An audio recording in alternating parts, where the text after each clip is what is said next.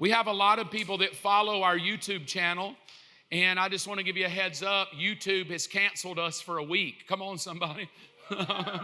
We got a notice from YouTube that they shut us down and we can't post any videos. So last Sunday, last Wednesday, and this Sunday will not be allowed to be posted till another week.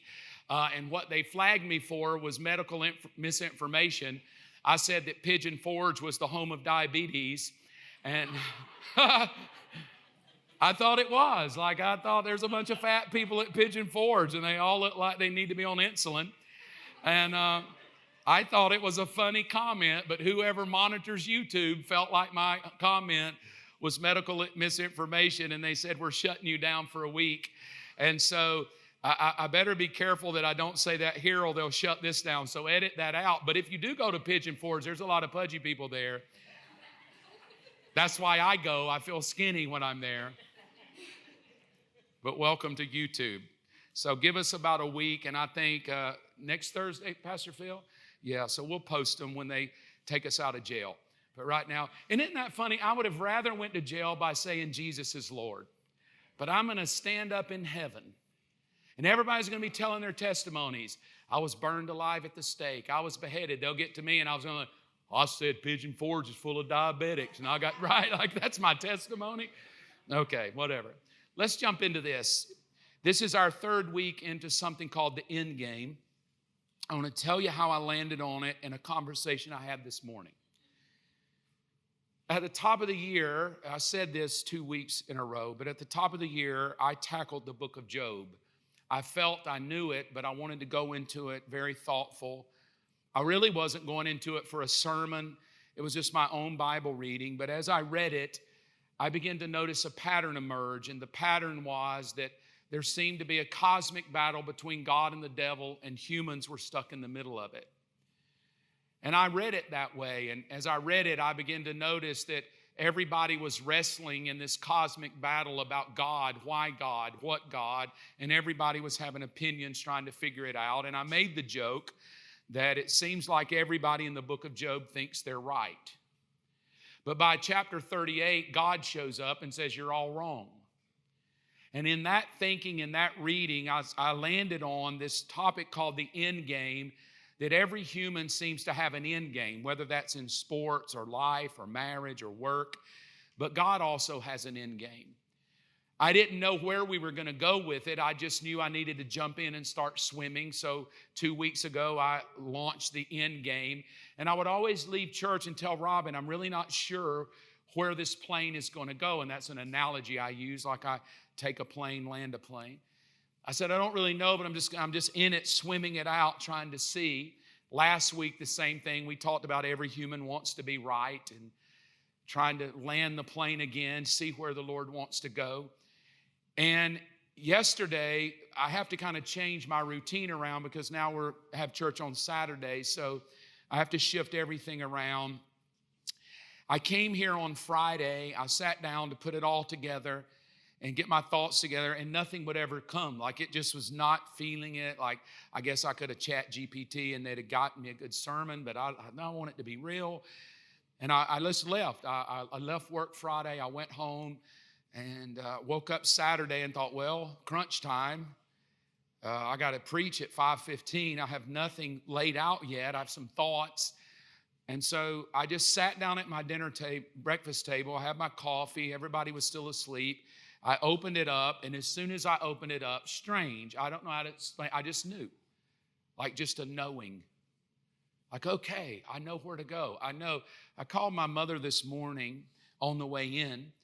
I think when I was 40, that's nearly 20 years ago, because I was in ministry, I had to bury a lot of people. I'd buried children, I'd buried elderly and husbands and wives. I'd been to many funerals as a pastor.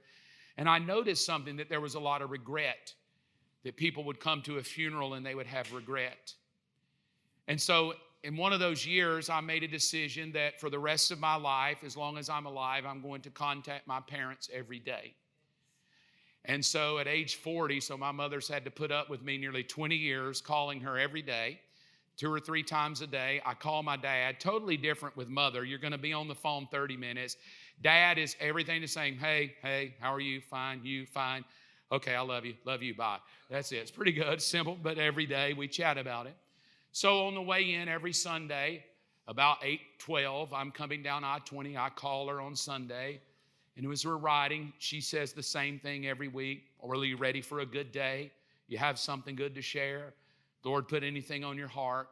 And I said, Mom, I believe that God finally showed me from the plane what this end game is about and what He wants to say to us as a church. So what I'm going to share with you over the next 4 weeks is what I believe God wants to share to us as a church of what God is wanting out of your life, what He wants out of me, what He wants out of us together. I pray it enlightens you today and inspires you today, and we'll work it out together. In this story of Job, it starts rather bleak because usually in a story you get the tragedy about midstream to the end of the movie. Job just starts out beginning of the movie tragedy. And for many chapters, they're working that tragedy with God. Why God? Why me? And in that, there's this wrestling that happens. And one of the things I told you that I sat down and thought, okay, I see it.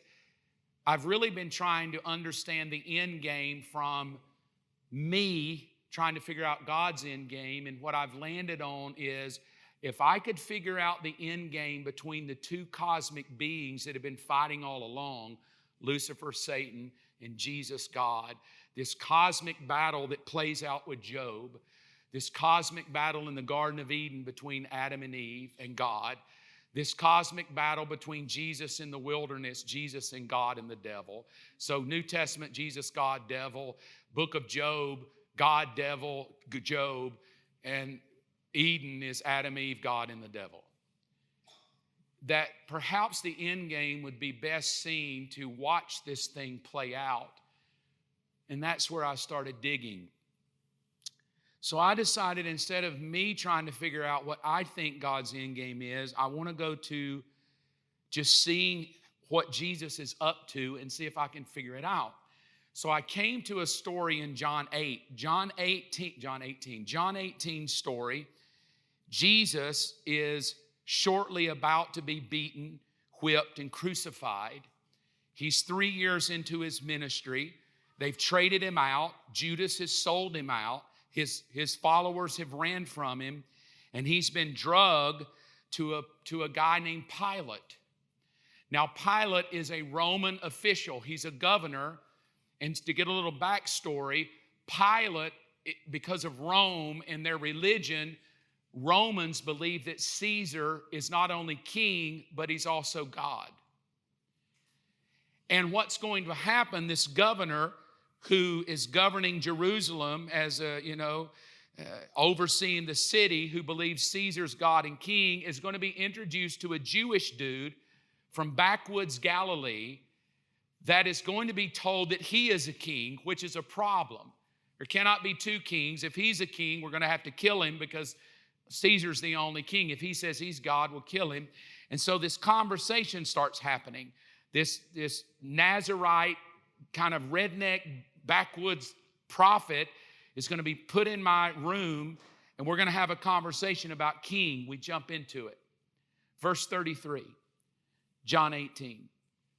Pilate went back into his headquarters and called for Jesus to be brought to him. And he just goes for it. He asked right off the bat, "Are you the King of the Jews?" And in reading that, to me, the answer is simple. Just say yes. And then we can move on with the story. But there is no yes given. Jesus does his typical Jesus thing. He replies with a question. So rather than just a declarative statement, yes, I am the King of the Jews, he flips the script and asks a question. Is this your own question? Or did somebody else put you up to this? Because it tells the tale of humans. Because if this is your own question, then you're a seeker. But if somebody else has put you up to it, you're just a skeptic. And in the middle of this room, Jesus is kind of going to introduce us to the baseline of all humans. We're either wonderful at seeking him or we're professional skeptics. And it plays itself out even in us today. People that are skeptical about everything and people that are seeker. I wrote this down. There will always be a war between the skeptic and the seeker. It doesn't matter where in the Bible you read, whatever story you read, there will always be the skeptic. There will always be the negative. There will always be the opinionated person. There will always be the human that thinks they're right or they're in control. And then there will always be the seeker. Sometimes the seekers seem very weird and very out there, very like feely, touchy, while the skeptic is just very much, I need the facts. Show me the facts. If you can show me the facts, I will believe it. And so in this conversation, Jesus asked the question that is really asked to all of us. Do you do this because you're seeking something, or do you do it because somebody's just put you up to it? And if we ask everybody in the room, me included, why did you come here today? Are you skeptical? Prayer works. No, it doesn't. Oh, he's a great God. Well, if he was so great, then why? And we just kind of play the juggle game of skeptic versus seeker and try to find some balance in the middle. But the conversation goes on, and this is what, to me, this is what became so telling. As I said a moment ago, when I read my Bible, I will read the story, then I close my eyes, and then I dream it.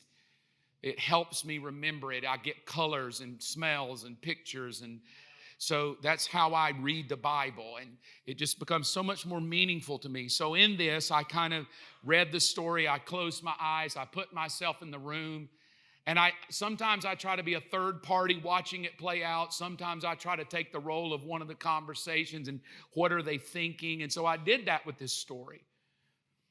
And I put myself as the third party watching a Jew who thinks or says he's king and God, talking to a Roman governor who thinks that Caesar is king and God.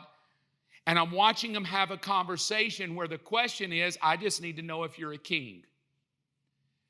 And so the story goes on. Pilate says, what, am I a Jew? It's your own people and the leading priests that brought you to me. And then this phrase, which is so clear at the very bottom, why, question mark, and what have you done? Like in every skeptic, there's always the, tell me why. Tell me why, God. Tell me why. Tell me what.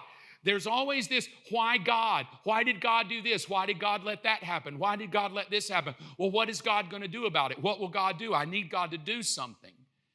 And in that moment of literally a fella asking Jesus, I need to know why you're here. I need to know what you've done. I'm thinking this is the greatest moment to just blow his mind. Work your Jesus stuff here. Oh, you want to know why I'm here? Because I'm God. And if you don't want to what I can do, I would just have levitated. I would have started floating around the room.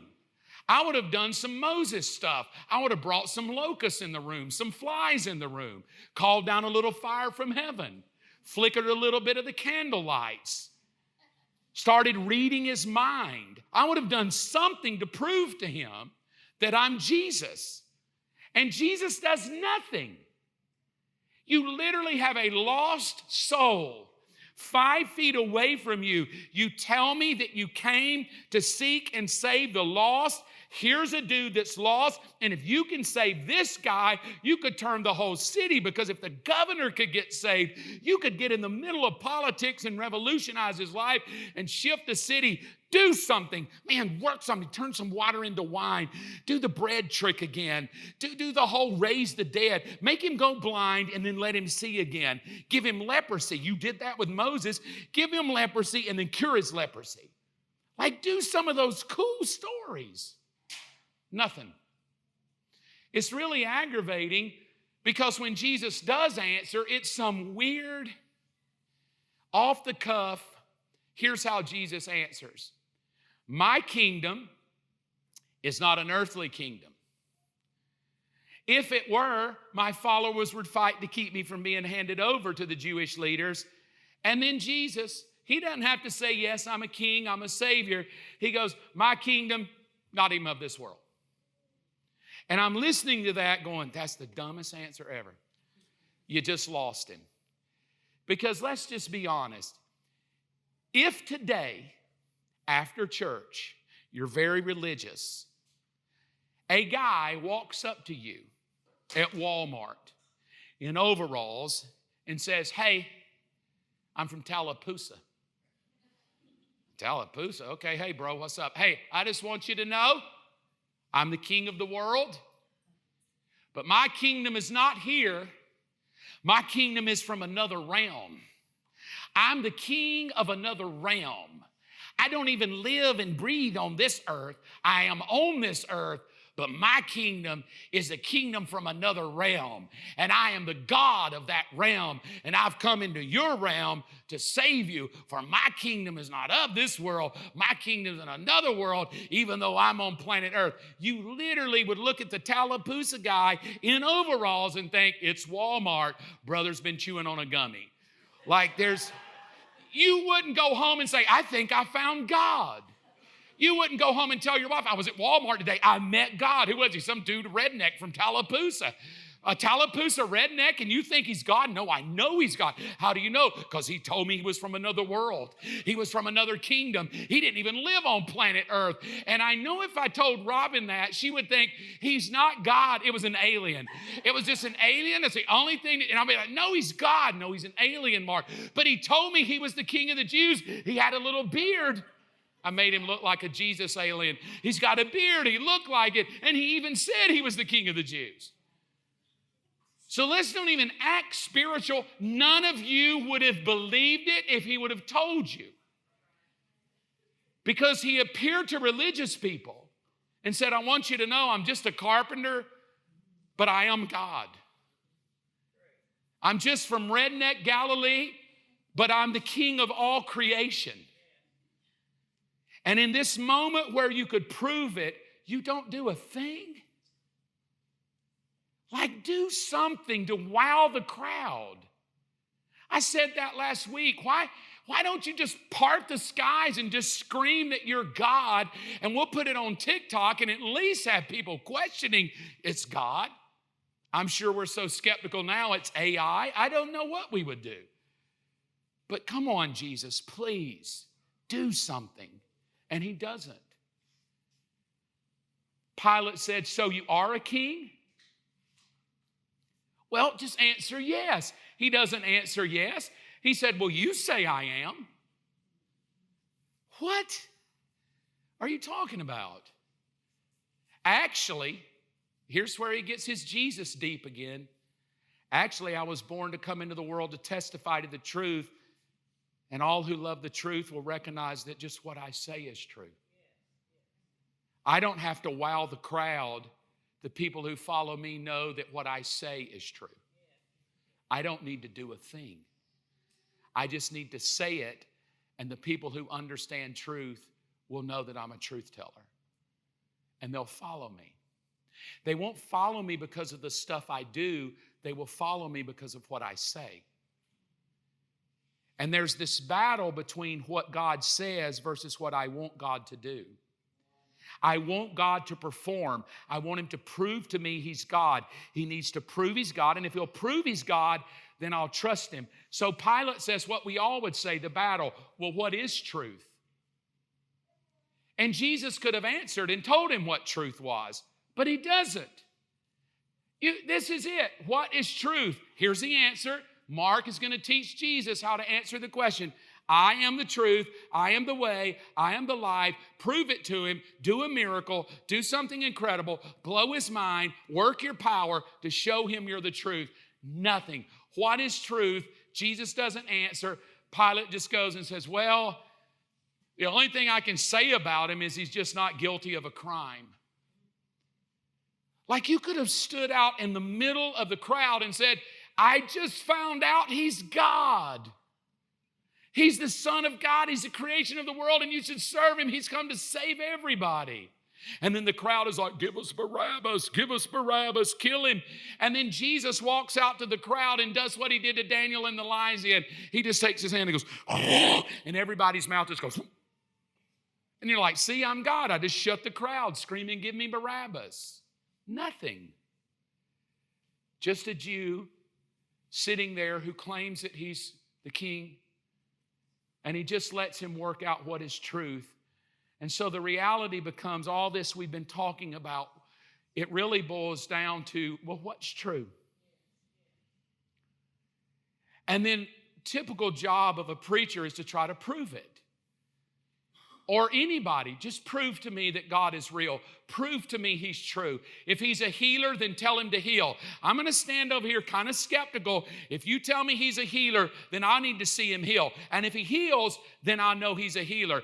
If He does a miracle, then I'll know He's a miracle worker. I just need to see a little bit of proof here. And if He can do His Jesus magic, I'll step in and go, well, He's God because He did these things.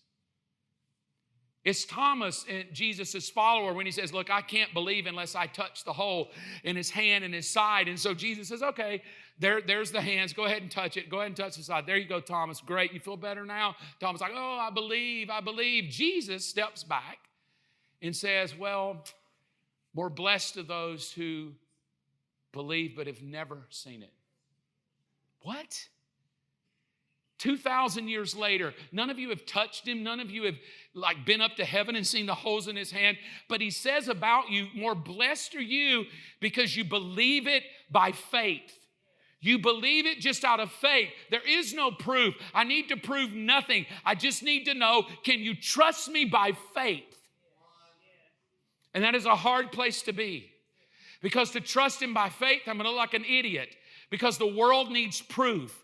How could I trust that He's a healer if I've never seen Him heal? How can I trust He's a miracle worker if I've never seen Him do a miracle? How can I trust that He's a Savior of the world and raised from the dead if I wasn't there 2,000 years ago to see it? And the answer is faith. There's just something profound about it. It does seem unfair. Especially when you're arguing with somebody in a debate and they say, well, prove He's creator. Well, prove He's God. And everything in us wants to prove it. Like, okay, God, here's what you could do. Their dog could die and you could raise their dog from the dead. Or and then we kind of do the magic, which is okay. But at the end of the day, God wants faith. Can you trust Him when you see nothing? Can you trust He's a healer when you don't see healing simply because He says He is? Like it's this battle between He is who He is because of what He does, or He is who He is because of what He says. And the what He does is full of skeptics, but the what He says are full of people of faith. So that I have to come to this thing called faith. And I don't know if I like it because I read this in the Bible. Habakkuk chapter 2. Look, ego is inflated. Anybody live with one of those people? He's without integrity, but the righteous live by his faith. I wrote this down trying to tweak my thinking. It's difficult, if not impossible, for ego and faith to coexist. They can't. Ego is always looking for proof. Ego always needs God to perform. Ego always needs to demand something out of God. God owes me something. Faith just simply says, I just trust Him. I just trust Him. Well, why do you trust Him? I don't know, but in my knower, I know Him in my knower. I know Him. I know. Well, what has He done? I mean, He's died for me and He's resurrected. Well, can you prove it? I can't really prove it. I just know. By faith, I know. And suddenly you realize that this ego and faith, if you really want to watch it play out in its finest, is just go watch it play out in a time of suffering. When things didn't go the way you wanted it to go, when God didn't perform, when God did not tap dance, where God didn't do what you demanded He do by screaming His scriptures and shouting at Him and blowing trumpets and fanfare, and you realized real quickly that you felt like maybe He owed you something, but then the sweetness of the person that just comes and just steps up and says, I can't explain it, but I trust Him. I know that He works all things together for my good, but you're in the middle of hell. I don't care if I'm in the middle of hell. I know that He's working, and I know that He's moving, and I know that He has me, and I am His, and He is mine. Well, shouldn't He do something for you? He need not do anything to me because I totally trust who He is. I trust what He has told me and said to me in His Word. Now, if you want to watch this play out, it's almost the entire Bible. Go to the very first man and woman. If I wanted to prove ego, I should have made Adam and Eve first. God didn't, He made them last. So when they show up on day 6, created, and God comes out of heaven, and God says, hey, you like that? You like all this right here? Hey, I did that. I did all the water, did all the land, did all the trees, all the animals, stars, moon, sun. It's me. I did that. Oh, and you? I did you too. Like I made, and the naked chick there that you thanked me for, I did all that. I did everything here. And oh, by the way, I know y'all don't know me because this is all brand new relationship, but y'all can call me God. I'm creator. I'm going to come down every day and chat with you. And now what I need you to do is I need you two to just go take over the whole world. Just take dominion and do everything. Like that to me is kind of skeptical. Because I'm like, wait a minute, how do I know you really created it? I wasn't here. And who made you God? Like I came at the end of the thing, and then you have a rule for me? Your rule is don't eat the tree? Like, if I was going to do it, I would have made Adam and Eve first. And I would have said, hey, watch this, kids. I'm your dad. I know you don't know that because you weren't even here, but I made you out of dirt, and I gave you something. So you're welcome. Watch this because I'm going to prove my daddyhood. Let there be light. And the kids are like, they're naked. Oh, this is great, Dad. Let the water teem to the upward and below, and let there be an expanse in the sky. It is good. Oh, Daddy, you're so powerful and big. Yes, I know. I want to prove my bigness. Welcome to day 3. Let there be trees and grass. And it is good. Yes, it's so good. You're an awesome daddy and so powerfully big. I'm not done yet. Hush. Day 4, let there be stars and the moon and the sun. Oh, you're so big. We worship the stars. No, don't worship the stars. Worship me. But it's so boring. I'm tired of him. I shall give you animals that will live with you and pee on your furniture. Let there be whales and birds and kitty cats and chihuahuas. No, never mind. No chihuahuas. Yes, chihuahuas to remind them to seek me at all times. Oh, Daddy, thank you. Oh, he gave me a puppy. He gave me a donkey. Oh, elephants. Yeah, I'm going to work in a zoo. What's a zoo? I don't know. All because God could have stepped back at day 6 and said, see, I told you I'm God. Do you trust me now? And they would have said, yes, we trust you now because you've proved how powerful you are. Not God. God makes them last. Meaning God's not on some ego trip to prove a thing.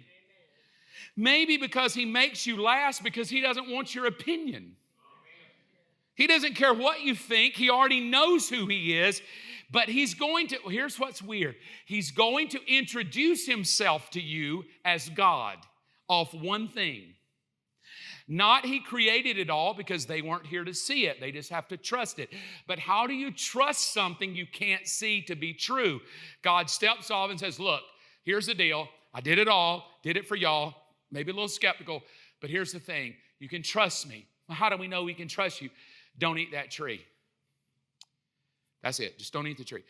Now, in that one phrase of my words, not my power, my words, don't eat the tree, you will know I'm God through my word. Okay, I guess that's cool. We don't understand.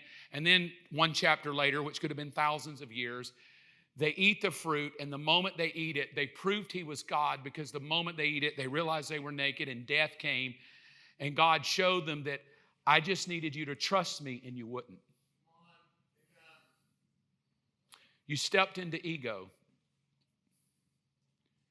You wanted to understand, and all I said is just trust me. And you prove that you can't trust what I say. Because to trust what I say is a person of faith. Go into Noah. Oh, Noah. Listen, it's going to blow your mind, but I'm going to kill everybody. But I kind of like you and your kids, so I'm going to let you live. But here's what we're going to do. Well, not we, you. Here's what you're going to do. You're going to build a boat. Well, it's bigger than a boat. It's huge. It's like 4 football fields. Yeah, you don't know what football is, but people will one day. I'm already in the future. That's how they'll say it. It's 4 football fields. Don't worry about that. You're going to get some trees. No, not those trees. Gopher trees. No, I mean go for trees. Like you're going to go get the trees, not me. That's why I called them gopher trees. You're going to be the one to go for them, and you're going to get them. No, not gopher like the wood. I mean gopher is you go do it and bring them back. Now, I'm going to show up again in 100 years. And I just need you to do that. Just build the boat because it's going to flood. Okay, bye. And he does it. Me, I'd have been like, okay, look, I'm willing. Could you do a little pre-flood thing, like to prove to my wife that I'm not off my right? Like, could you just let the neighbor's yard flood? Just like, because we don't even know what rain is. Like, I don't even know what a flood is because we don't know really rain. But could you just like sort of just let the neighbors' houses go so I could at least go, hey, in the future it's going to be worse than that? Could you let a few animals come to the front yard so that I could convince my wife that I really did talk to somebody? Because if I just tell her I talked to some being that told me to build a boat, she's going to need some proof. And the proof was, can you trust what I'm telling you? Because the only time you're going to get proof is when it matters most. You needed to trust what I told you. Because I say this all the time, there is no plan B. There is no pre-flood to test whether it floats. Do you trust what I say, Noah? Well, I'd really like you to give me some rain ahead of time, show me some animals, talk to my wife. No. Do you trust what I tell you? Go to Moses. Moses goes up on the mountain. Skeptical Mark, if I was there, I often laugh and say, I don't know if I'd have been a follower of Jesus. I have the professional skeptic button. I'm out there in the middle of this. I just left Egypt behind, and my leader, my great leader, comes and says, listen, I got to go up on a mountain and talk to a guy named God. Y'all can't come on the mountain. So there's going to be a lot of smoke. Stay away from the mountain. And my leader goes up on the mountain and smoke covers the mountain. Skeptic Mark's like, we're being scammed. It's a scam. He tells us he's up there with God. How do we know God's there? We don't know. We can't go up there and check. He's going to tell us he's with God, but I don't know if that's God. It's just a bunch of smoke. It could be something from Egypt. He's doing that magical Egypt art stuff, and I just don't know. And then the leader of all 3 million people named Moses comes down and says, after 40 days, I possess 10 commandments written. I don't know if that's how he sounds, but to me he does. Written by the finger of God. And Mark is like, he's scamming us. You know that God's finger didn't write that. He's been up there 40 dad blame days. He chiseled it out himself. And he's going to tell us it's God because he wants to control us. Because if it's God, let me watch God write it. Let me see his finger. Don't tell me to trust it when I wasn't on the mountain. Don't come down and tell me the finger of God wrote it. I need to see his finger writing it. But there was something about the people I had to trust it. But I want to see it, not trust it. Fast forward all the way to the New Testament. Jesus shows up. Hey, follow me. Nope. You got to give me some info here because I got to go home and tell mom what you mean by that. Follow me where? No, nothing. No, follow me for how long? Follow me next door. Follow me for 5 years. Follow me and cool things are going to happen. That would have helped. Follow me, you'll walk on water. I like that. Follow me, you'll see a miracle of bread and fish. We're going to feed and you're going to get a lot of food. Follow me, you're going to see dead people raised. Anything to help me say yes. And all Jesus does is walks over and said, hey, follow me. And the fellas are like, oh yeah, okay. And they just start, because only men would do that. That's why no women started out following him. Women were smarter than that. If he would have walked up to a woman and said, follow me, she would have been like, who are you?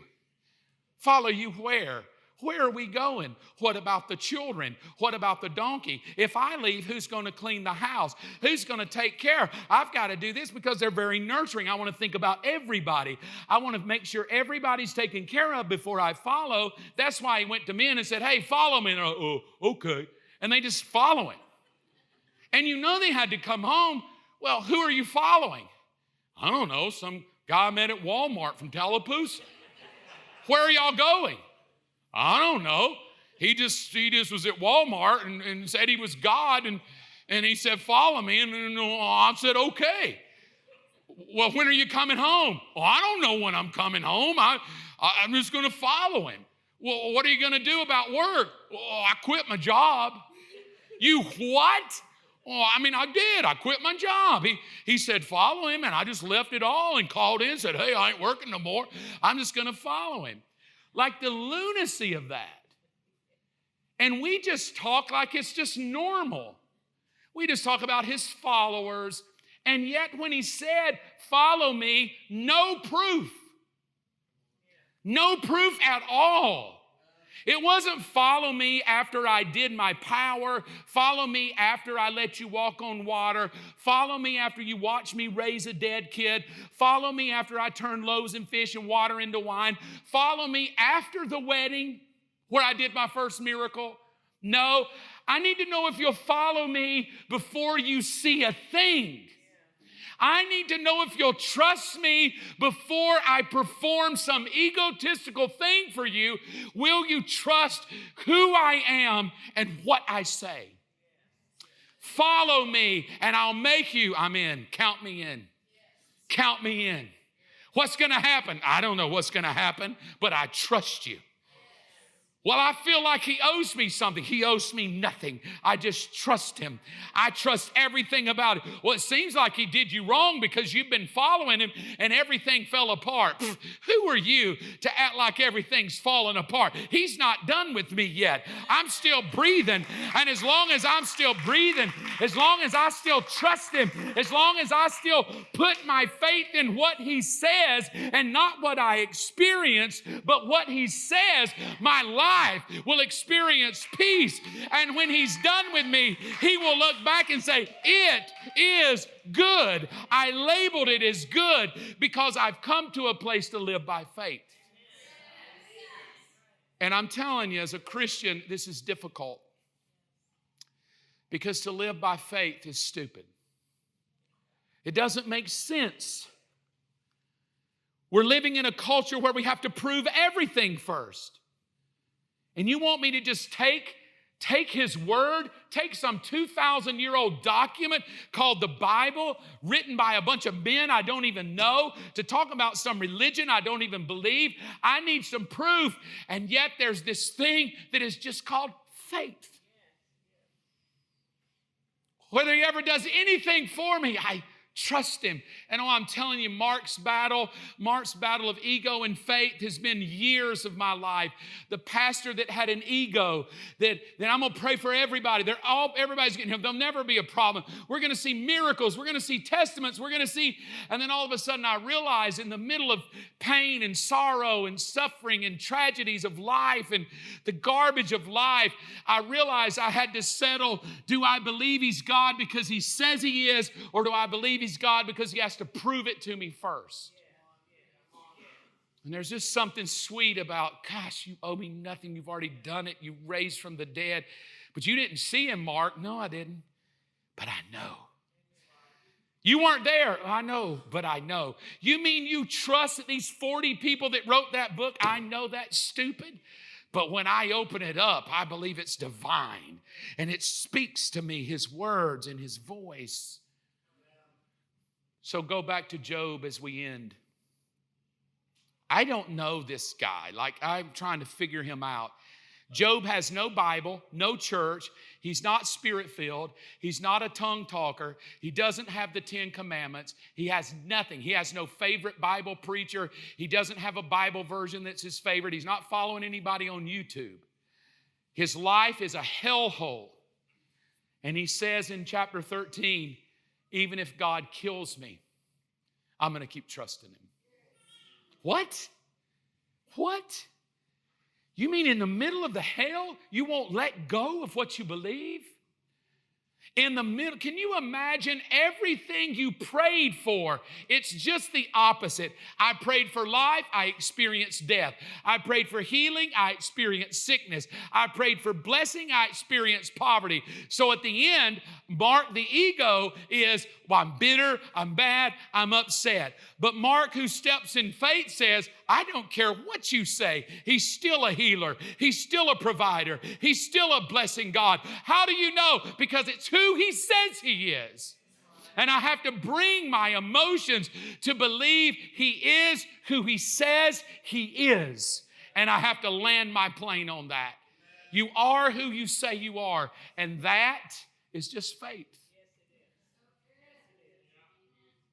And yet your friends will say, well, I need to see some proof. If God's a healer, why are you still sick? Why this? Why that? I don't know, but I trust him. I trust him. You really think he's coming back on a horse that flies in the air? I know that sounds like the Tallapoosa Gummy guy. But yes, I do. I believe he's coming back one day. You believe that? Yes, I do. You believe some Jewish carpenter provided healing when they beat him? I know that sounds weird. Yes, I do. And I want to leave you with this. There is a thought that you have to come to with Christianity. Faith is what he's going for. For without faith, it's impossible to please him. I know we want him to prove it. And then if he proves it, it will justify he's God. And he says, can you trust me because of what I say, not because of what I do? I'm taking you here next week, and if you want to know what I said, I wrote it down for you. And this will build your faith to show you that what I say is true. And like Jesus, if you trust what I say to be true, those people are my followers. That's a powerful thing. Stand with me if you will. I'll leave you with this thought for the week. You get a choice. I can't choose it for you, but it's all of us in the room because we're human. You can either live as a skeptic, needing facts, or you can live as a seeker that holds on to faith.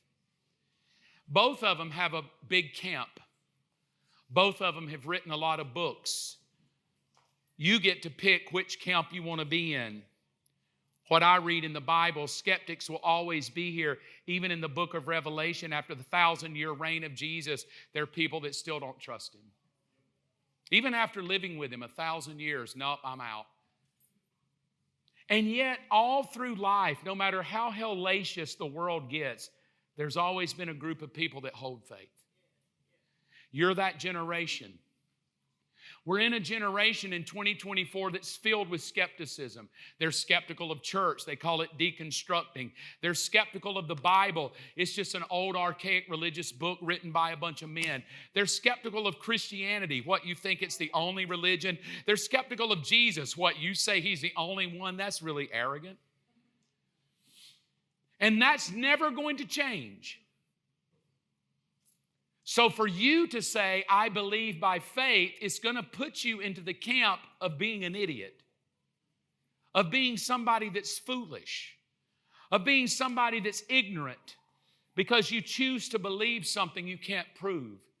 And perhaps that's why Jesus kept his mouth shut with Pilate, is he wanted to teach us that the greatest thing you can do as a human is to trust him by faith and then allow him to be God in your life. Bow your heads and let me pray for you.